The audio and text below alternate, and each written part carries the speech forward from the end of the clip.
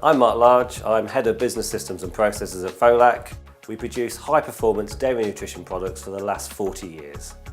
So our turnover is just over 200 million at the moment, with plans to more than double that in the next 5 years. So as the business is growing quite rapidly, all our legacy systems weren't really fit for purpose. We had to look at a way of bringing all these different sites, different businesses together under one system, and that's where IFS came along. So we went live with 7 sites. Previously we relied on a few individuals that knew the business. If they left, we lost that knowledge.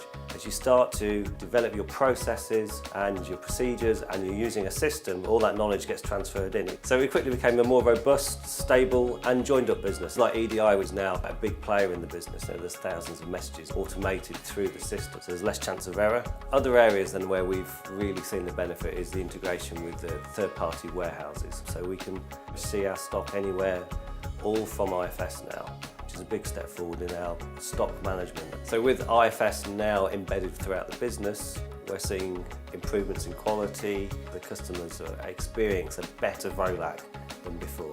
We're using the touch apps as standard, so Trip Tracker, CRM Companion, and Notify Me across the business, which has obviously revolutionised the turnaround in getting things approved for ordering or manufacturing.